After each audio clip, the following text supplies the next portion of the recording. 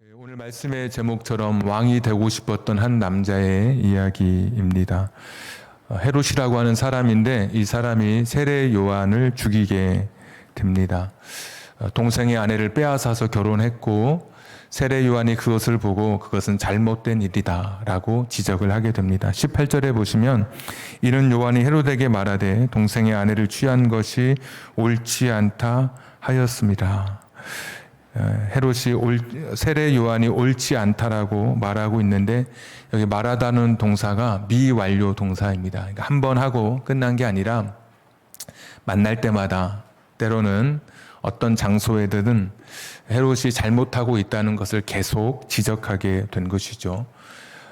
헤롯의 아내가 된 헤로디아, 오늘 읽었던 헤로디아라는 당사자가 헤롯을 죽일 기회를 찾고 있다가 딸이 헤롯의 생일날 사람들 앞에서 춤을 추게 됩니다. 그 당시 그리스 로마의 축제, 연회에 어떤 행사 때는 항상 선정적인 춤을 추게 됩니다. 그래서 영화에 보면 항상 무희가 춤을 추는데 굉장히 자극하는 춤을 추게 되고 헤롯과 많은 사람들이 기뻐하면서 원하는 것이 무엇이냐, 나라의 절반이라도 줄 테고 원하면 네가 원하는 것을 다 들어주겠다 이렇게 이야기를 하게 되죠. 어머니에게 묻자 헤로디아가 그 헤로디아의 딸에게 왕에게 가서 세례 요한의 머리를 달라고 그렇게 구해라. 헤롯이 머뭇거렸지만 결국 세례 요한의 머리를 잘라서 쟁반에 담아 이렇게 죽게 되는 그런 이야기입니다. 그래서 오늘 성경의 소 제목이라고 그래서 14절 위에 보시면 세례 요한의 죽음이라고 제목도 붙여져 있습니다. 그런데 이 이야기를 좀 더 정확하게 이 마가가 기록한 의도를 파악하려면 한글 성경보다는 원문이 기록된 이제 헬라어 성경을 보면 마가가 어떤 목적으로 이 본문을 기록했는지를 좀 더 잘 알게 됩니다. 헬라어에 이제 가르라고 하는 접속사가 있습니다. 신학교 다닐 때 이제 공부를 하게 되는 접속사인데 이는 왜냐하면 뭐뭐한 고로 뭐뭐 때문에 이유나 원인을 설명하는 이제 그런 접속사로 사용이 됩니다. 영어로 말하면 for because 이렇게 해서 because for 이렇게 사용이 되는데 한번 말씀 한번 보시면 14절 말씀 14절 이에 예수의 이름이 드러난지라 헤롯 왕이 듣고 이르되 이는 그러니까 왜냐하면 이런 뜻이죠. 이때 가르가 한번 쓰이게 되고 17절에 전에 헤롯이 자기가 동생 빌립의 아내 헤로디아에게 장가든 것 때문에 고로 이렇게 돼 있는데 여기가 또 두 번째 가르이고 세 번째는 18절에 이는 왜냐하면 이는 for 또는 영어 성경에 because for 그래서 이는 그렇게 되면서 왜냐하면 요한이 헤롯에게 말하되 또 이런 설명으로 나오고 이제 원래 원문에는 20절에 있는데 이제 19절과 20절을 보시면 19절에 헤로디아가 요한을 원수로 여겨 죽이고자 하였을 때 하지 못했다 이렇게 끝나요 원문에. 그리고 20절에 이는 왜냐하면 헤롯이 이렇게 시작이 됩니다. 그러니까 19절에서 하지 못한 것은 이거는 이제 정확한 번역은 아니고 하지 못했다라고 끝나고 20절에 이는 이제 이렇게 설명을 해 나가는 것이죠. 근데 이렇게 이제 서술의 접속사로 어떤 일을 설명하는 이유나 원인을 설명하는 그런 접속사로 이 가르를 이제 보통 번역하고 사용하게 되는데 가르의 또 하나의 이 접속사의 특징이 또 하나 있습니다. 어떤 용법이 있냐면 지금 말하고자 하는 이 저자의 생각이나 어떤 사건 또 말하고자 하는 어떤 인물을 이렇게 드러내고자 할 때, 강조하고자 할 때 이 가르라는 단어를 써서 그 인물이나 어떤 사건을 강조하게 됩니다. 마태복음에는 이 세례 요한의 죽음 이야기를 하면서 가르가 두 번 그냥 설명하는 용법으로 두 번 이렇기 때문에 이런 일이 있었다.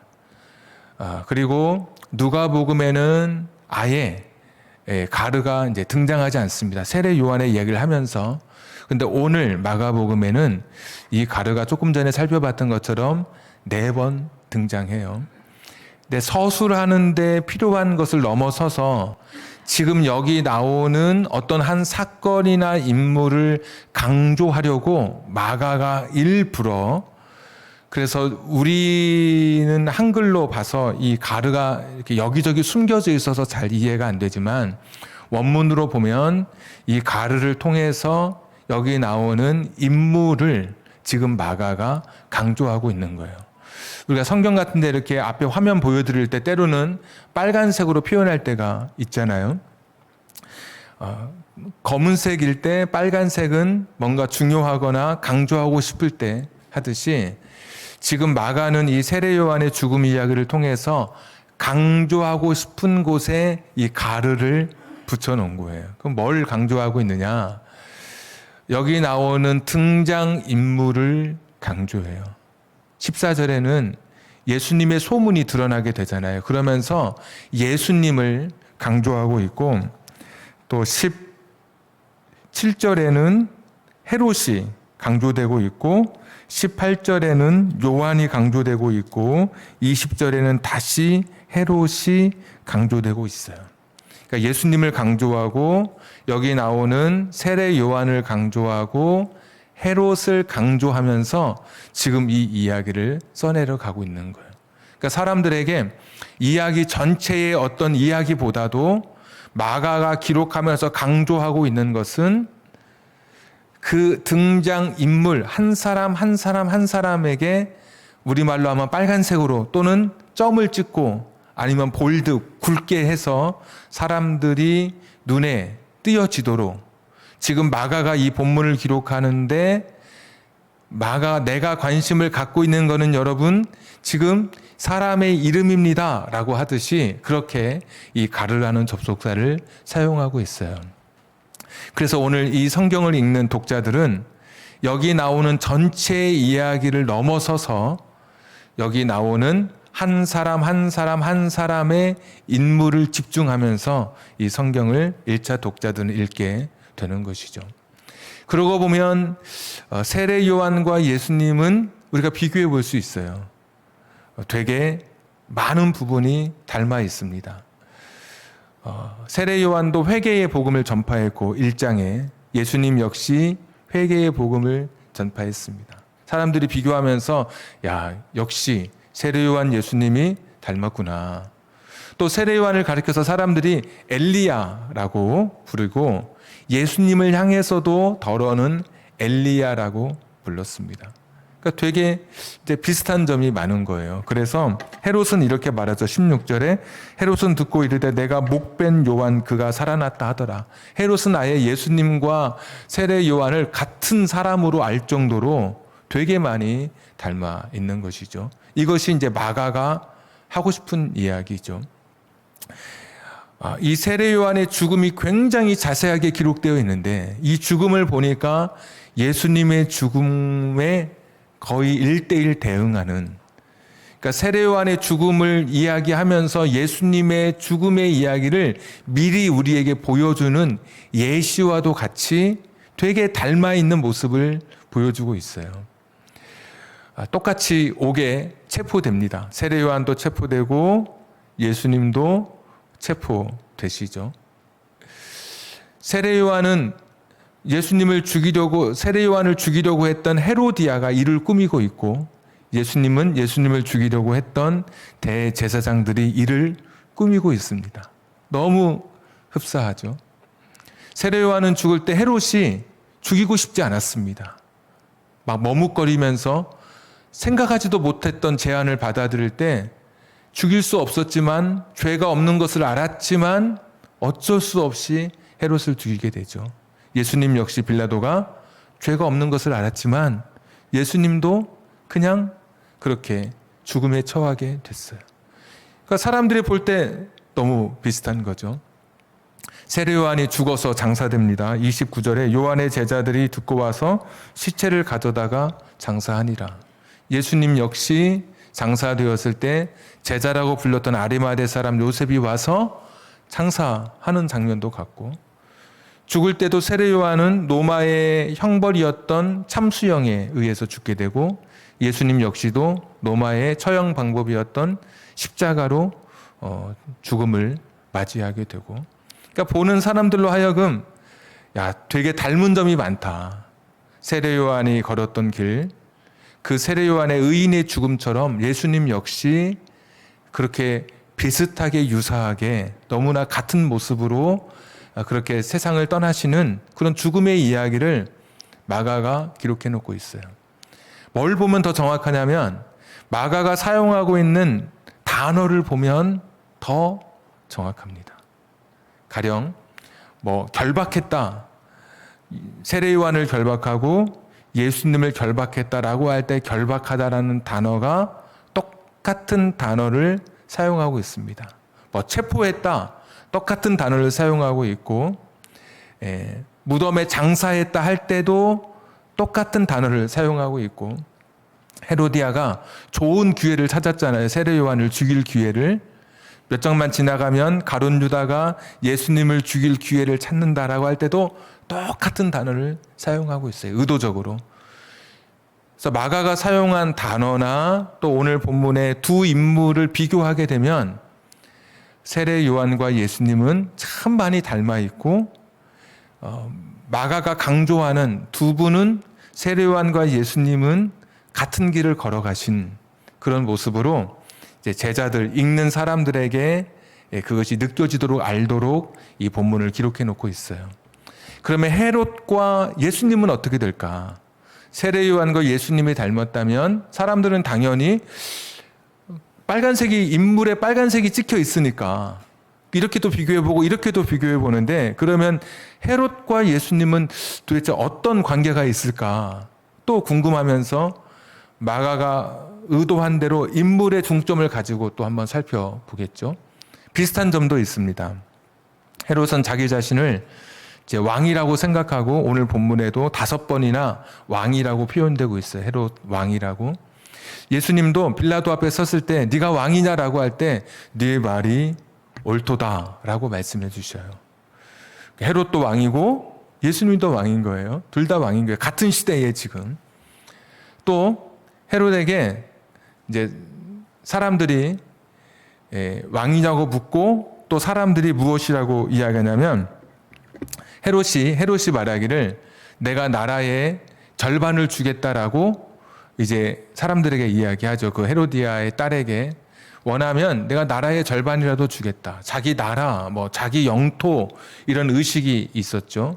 예수님 역시 마찬가지였습니다. 예수님께서도 오늘 본문 바로 전에 제자들을 보내시면서 기도할 때도 말씀해 주셨지만 회개의 복음을 전파하게 하는 거죠.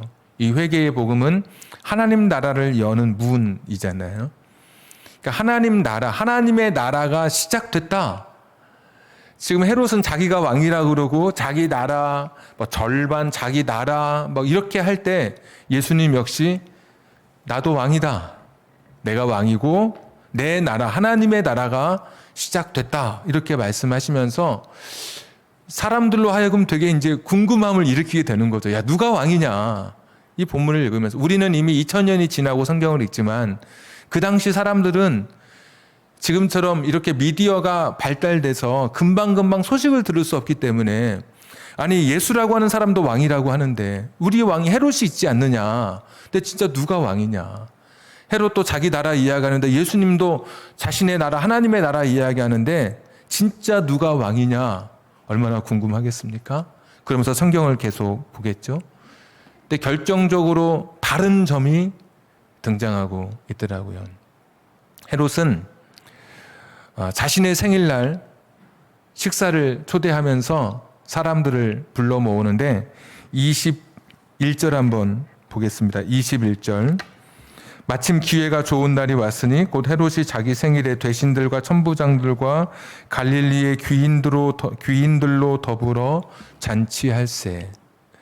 헤롯이라고 하는 왕은 누구를 부르느냐? 자기 연회, 자기 생일에 되게 돈 많고 힘 있고 능력 있고 명망 있는 사람들을 불러서 잔치를 엽니다. 그러면 예수라고 하는 왕은 도대체 어떤 사람들과 잔치하느냐? 오늘 본문의 이야기 바로 다음에 5천 명을 먹인 이야기가 등장하게 되죠. 그래서 6장 33절 같은 데 보시면 많은 사람이 예수님의 뒤를 따릅니다. 빈 들로 갔을 때 들판을 향해서 갈릴리의 수많은 사람들이 예수님의 뒤를 따르게 되는 거죠. 수많은 사람들이. 뭐 남자만 5천 명, 그러니까 우리가 아이 뭐 여자들까지 하면 뭐 몇만 명 이야기하는 그 수많은 사람들이, 헤롯이라고 하는 왕은 돈 있고 힘 있고 능력 있고 꽤 하여튼 사회적 지위가 있는 사람들만 잔치에 초대했다면, 예수라고 하는 왕은 성별 관련 없이, 신분 차이 없이 지위 막론하고 누구든지 당신의 잔치에 초대하게 되는 것이죠. 그리고 헤롯의 잔치에는 오늘 보니까 쟁반에 내어온 것이 세례 요한의 머리였습니다. 소반에 내어온 것이. 근데 예수님의 그 왕이라고 했던 예수님의 잔치에는 5천 명이, 남자만 5천 명이 떡과 물고기를 배불리 먹고도 12광주리를 남는 축제의 자리가 되는 것이죠. 풍성한 먹음이 있고 기쁨이 있는 그런 잔치가 열리게 된 것입니다. 오병이어의 말씀 보면 예수님께서 때를 지어 앉게 하사 할 때, 앉는다라고 하는 단어가 비스듬히 기대어 있다는 뜻입니다. 구유에 누인다라고 할 때 누인다라는 단어도 같은 단어인데, 이것은 당시에 돈 많고 여유 있는 사람들이 식사하는 식사법입니다.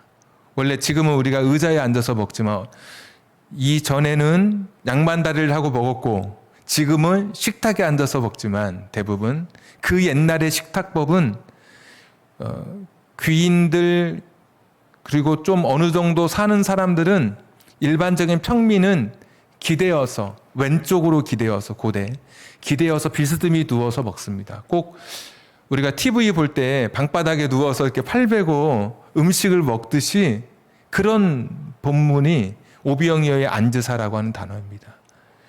들판에 수많은 사람들을 먹이시는데 편안하게 먹이시는 거예요, 예수님께서. 그냥 정말 마음껏 자유를 누리고 그 기쁨을 만끽하면서 비스듬히 누워서 기대어서 식사하는 그런 장면이에요. 아니, 헤롯이라고 하는 왕은 기껏해야 자기 몇 사람 측근들만 불러서 잔치를 벌였는데, 예수님이라고 하는 이 왕은 수많은 사람들을 불러요.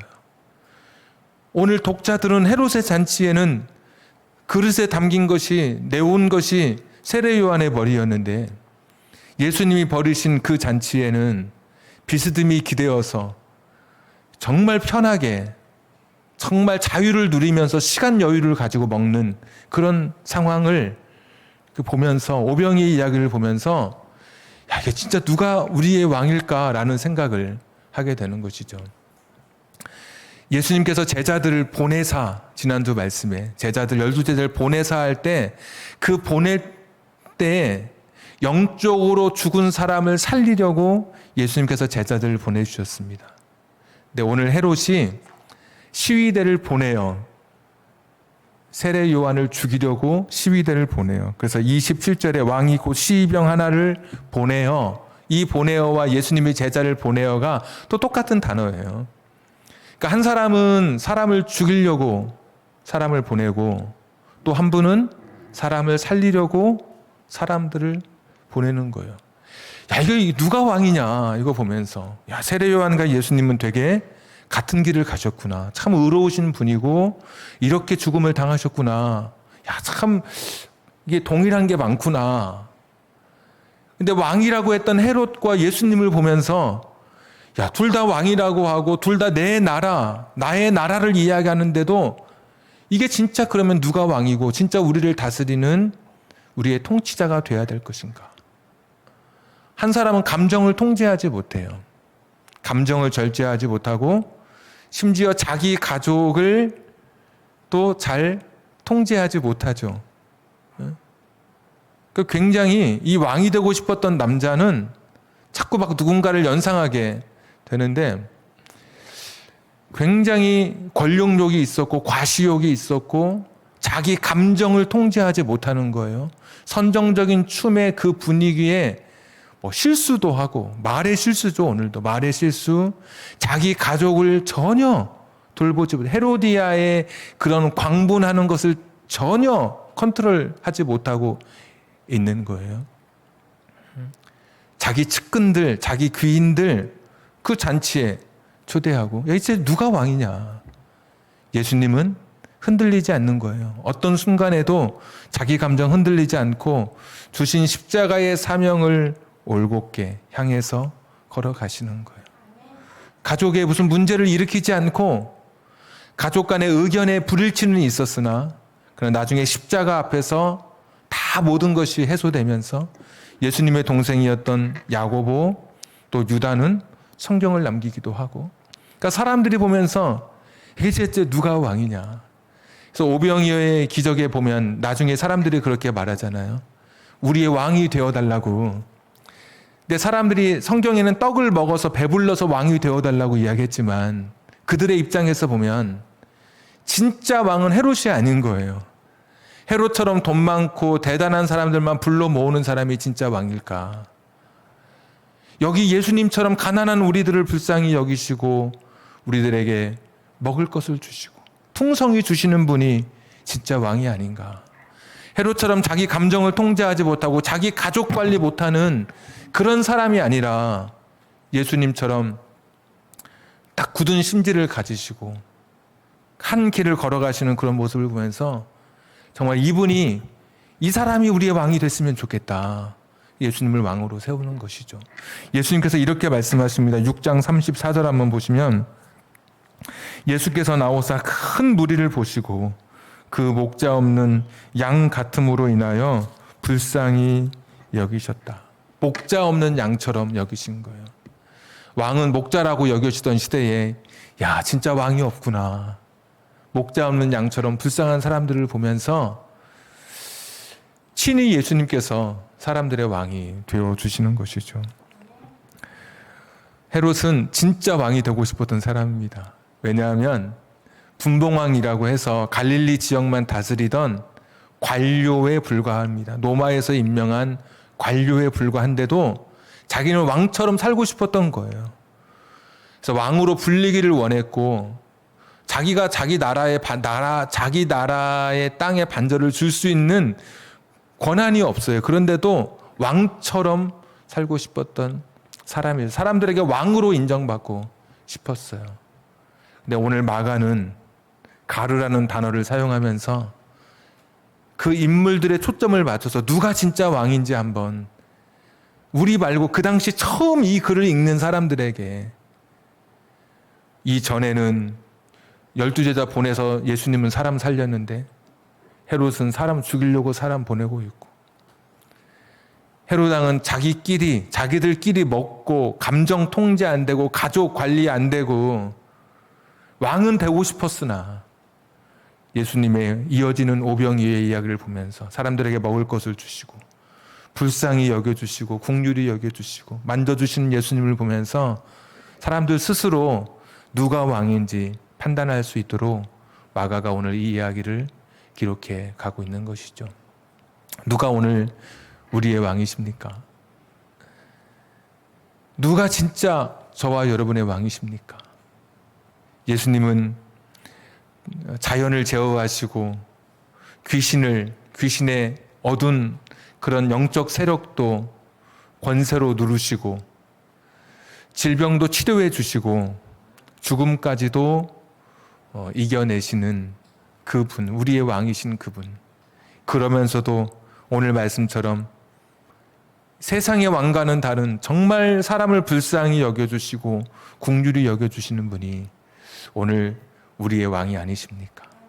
이 세상 살아갈 때 예수님을 나의 왕으로 모시고 살아가는 사람은 그것으로 행복하고 그것으로 감사한 것이죠. 나를 불쌍히 여겨주시고 나를 긍휼히 여겨주시는 분이 있고, 돈 많은 사람과 없는 사람 차별하지 아니하시고 배운 사람과 배우지 못한 사람을 구분하지 아니하시고 품으시고 자유를 주시고 풍성한 식탁을 허락해 주시는 이 주님, 그분이 저와 여러분의 왕이신 것이죠. 이 예수님을 우리 인생의 왕으로 삼고 지금 여러분의 삶이 공고하고 힘들고 오늘 기도해 주셨던 것처럼 육체적으로 연약한 분도 계시고 사회 환경적으로 힘든 시간을 지내는 분이 계셔도 예수님을 나의 왕으로 삼은 그 사람에게는 예수님이 왕으로 어떤 통치하는 걸 우리가 봤잖아요. 자기 백성을 돌보시는 그분, 죽음 목숨까지 내놓아서라도 자기 백성을 살리시는 왕이신 것을 보았으니까 어떤 순간에도 좌절하거나 염려하거나 의심하지 않고 우리의 왕 되신 그 주님을 찬양하고 그 주님과 함께 남은 인생의 시간들을 믿음으로 승리하는 여러분 되기를 주님의 이름으로 축복합니다. 우리 같이 찬양하겠습니다.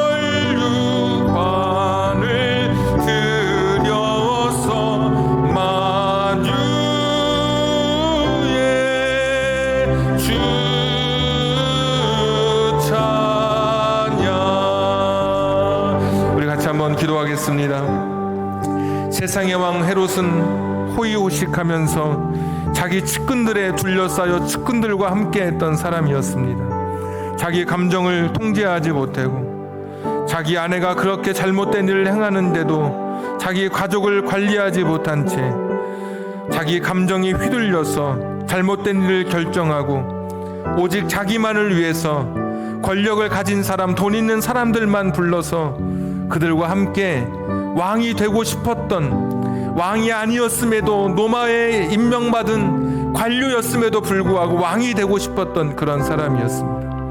그런데 오늘 또 하나의 왕이 등장합니다. 그분은 사람을 위해서 자기 목숨을 내놓기까지 사랑했던 왕이었습니다. 시위 고아를 막론하고 많은 사람을 들판의 식탁으로 초대해 주셨습니다. 먹을 것을 풍성히 주시고 자기 감정에 휘둘리지 않은 채 굳은 심지를 가지고 뜻을 이루어내는 올곧은 그런 분으로 생애를 살아가셨습니다. 흔들리지 않은 채, 그리고 당신의 백성을 불쌍히 여겨주시는, 당신의 백성을 불쌍히 여겨주시는 왕으로 마가는 예수님을 그리고 있습니다. 사람들은 이제 자기 자신에게 묻습니다. 누가 진짜 왕인가? 헤롯이 왕인가? 예수가 왕인가? 오늘 여러분의 왕은 누구십니까? 나의 왕이신 그 예수님께 여러분의 인생을 걸으십시오. 나를 불쌍히 여겨주시고 먹여주시고 긍휼히 여겨주시고 생명까지 주신 그 주님께 여러분의 모든 찬양을 다 돌려드리십시오. 그분이 저와 여러분의 전부가 되시고 그분이 왕이 된다면 오늘 내 삶의 모든 상황 속에서도 그분이 내 삶을 가장 바른 길로 통치해 가실 것입니다. 나의 왕이신 주님을 찬양하고 그분과 함께 내 평생을 살겠습니다. 주신 말씀 기억하면서 한 1, 2분만 같이 기도하겠습니다. 전능하시고 자비로우신 아버지 하나님, 오늘도 다시 한번 나의 왕이신 주님을 찬양하며 나아갑니다. 왕이 되고 싶었지만, 헤롯이 왕이 되고 싶었지만 진짜 왕이신 예수 그리스도 그분을 나의 왕으로 고백하며 나아갑니다. 헤롯은 사실 왕에 부합하지 않은 인물이고 예수가 진정한 왕인 것을 오늘도 고백하며 나아갑니다. 주님 인도해 주시옵소서. 주님 인도해 주시옵소서. 주님 불쌍히 여겨주시기를 빌고 원합니다. 왕으로서 그분 앞에 서게 해 주시옵소서. 왕으로서 주님 앞에 주님을 모시며 살아가는 제자들 되게 하여 주시옵소서. 나를 불쌍히 여겨주시는 왕, 감정을 통제하고 가족을 관리하면서 마침내 십자가에서 나를 살리기까지 살아갔던 양, 우리를 불쌍히 여겨주시는 그 양, 죽음을 통제하고 자연을 통제하고 귀신과 질병을 물리쳤던 참 왕이신 그 주님을 모시고 살아가게 해 주시옵소서. 진짜 왕이신 예수님과 함께 남은 생에 살아가는 우리들 되게 해 주시기를 빌고 원합니다. 주님 긍휼히 여겨 주시옵소서. 나의 왕이신 예수 그리스도를 찬양하며 서게 해 주시옵소서. 주 예수 이름 높이어 다 찬양하여라. 금면류관을 들여서 만유의 주차, 나의 왕이신 그분께 금면류관을 들여서 만유의 주 찬양. 하나님, 진정한 우리의 왕이신 예수 그리스도, 왕이 되고 싶었던 헤롯과 비교할 수 없는 진정한 우리의 왕이신 예수 그리스도, 그분을 고백하며 나의 왕으로 삼기로 결단하며 한 주간 걸어가게 해 주옵소서. 사람 차별하지 아니하시고 먹을 것이 없는 자에게는 먹을 것을 주시고 고통 속에 있는 사람들, 연약한 사람들을 불쌍히 여기시는 진정한 우리의 왕이신 예수 그리스도, 그분을 인생의 구주의 왕 삼고 남은 생의 믿음으로 걸어가는 우리들 되게 해 주시옵소서. 이제는 우리 구주 예수 그리스도의 은혜와 하나님 아버지의 극진하신 사랑하심과 성령님 감동 감화 내주 충만하심이 진정한 나의 왕이신 예수 그리스도와 함께 내 인생의 길을 걷기로 결단하는 우리 사랑하는 성도님들, 그들의 신앙 고백 위에, 가정과 직장과 사업장과 선물로 주신 자녀들 머리 위에 지금부터 영원까지 함께 하시기를 간절히 축원하옵나이다. 아멘.